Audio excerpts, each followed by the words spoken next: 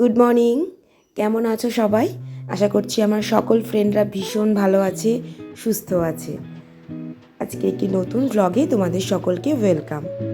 আজ সকাল সকাল তুতুন ভীষণ ব্যস্ত পড়াশোনা নিয়ে। ওর আজ থেকে এক্সাম স্টার্ট।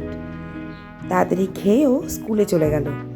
তুতুনকে স্কুলে পাঠিয়ে দিয়ে নিজের যা কাজ থাকে সকালে সমস্ত কমপ্লিট করে ফেললাম। দিদি একদিকে কাজ করে, একদিকে আমি, দুইজন মিলেই ব্যস্ত। কাজ সেরে এক কাপ চা খেয়ে আমি রেডি হয়ে নিলাম, কারণ আমাকে বেরোতে হবে ডিউটিতে। আর ডিউটি থেকে যখন ফিরছি তখন দেখছি একটা র্যালি। পুলিশে সমস্ত চারিদিকটা ঘিরে রয়েছে, আর যে জনসাধারণ ছিল তাদের আটকে দিয়েছে, যেহেতু রাস্তাটা জ্যাম হয়ে যাবে সেই জন্য। এটা অ্যাকচুয়ালি সেফ ড্রাইভ সেভ লাইফের একটা র্যালি ছিল। আর আমার ছোটো থেকে এই র্যালি দেখতে ভীষণ ভালো লাগে।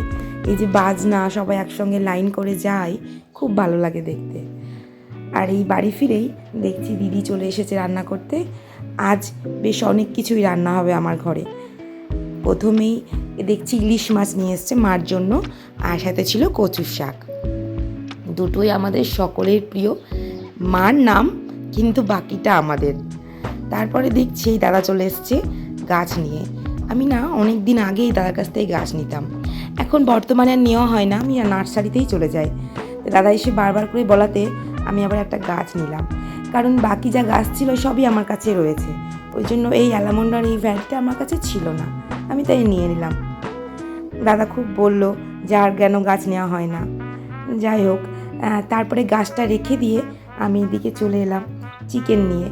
আর আজকে চিকেন এনেছিল, সেটা শুধুমাত্রই আমার জন্য, কারণ যেহেতু নেক্সট মান্থ যেটা পড়বে শ্রাবণ মাস, সেটাতে আমি আমিষ খাই না। আর একদিকে চিকেন, একদিকে মাটন, মাছ তো ছিলই। মানে আজ যেন এলাহি ব্যাপার বাড়িতে একটা। চিকেনটা দুপুরের আর মাটনটা রাতের জন্য লুচি দিয়ে খাওয়া হবে। দুটোই দিদি জোগাড় করে দিল, বাট রান্নাটা আমি করলাম। নিজের না, আমি মাঝে মাঝে রান্না করতে আমার বেশ ভালোই লাগে। জানি না কেমন পারি না পারি, তবে চেষ্টা করি, সবাই বলে বেশ ভালোই হয়। মাটনটা আজকে আমি কষে কষে সুন্দর করে রান্না করেছিলাম, কুকারে দিইনি। চিকেনটা রান্না হয়ে যাওয়ার পরে নামিয়ে নিয়ে মাটনটা করতে বেশ অনেকক্ষণই সময় লেগেছিল। আমি যেহেতু 1 মাস খাই না, ওই জন্য সবারই না খুব কষ্ট হয় বাড়িতে। কিন্তু আমি সবাইকে বলি, তোমরা সব কিছু খাও, আমার কোনো অসুবিধা নেই, আমার ভালো লাগে। এই শ্রাবণ মাস মহাদেবের জন্ম মাসে নিরামিষ খাবো, পুজো করব, এটা আমার একটা আবেগ বলতে পারো।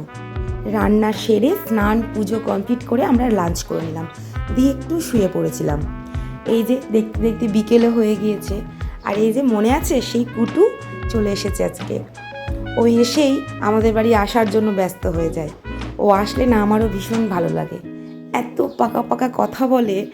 আর এসেই বালতি ক্লিপ যা যা ছিল সব নিয়ে খেলতে বসে গেছে। প্রণাম করা, ওর কথা শোনা আমার ভীষণ ভালো লাগে। আর এই পাকা বুড়িটার সঙ্গে গল্প করতে করতে কখন যে সময় কেটে যাবে আমি বুঝতেই পারি না। আর আজকের আকাশটাও খুব সুন্দর ছিল, মনে হচ্ছিল কে যেন নানা রং ছড়িয়ে দিয়ে গেছে আকাশে। এত সুন্দর, এত আলো, দারুণ লাগছিল দেখতে। আর এই সব দেখতে দেখতে আমি ভুলেই গিয়েছিলাম আমার একটা গাছ লাগাতে হবে। সেই গাছটা অ্যালামন্ডা, বেশ সন্ধেই হয়ে গেল লাগাতে লাগাতে, তবু গাছটাকে আমি পটিং করে দিলাম। তারপর আকাশ দেখতে দেখতে আজকের আমি ব্লগটা এখানেই শেষ করছি। তোমরা সকলে ভালো থেকো, আর ভিডিওটি ভালো লাগলে সাবস্ক্রাইব করো। টাটা।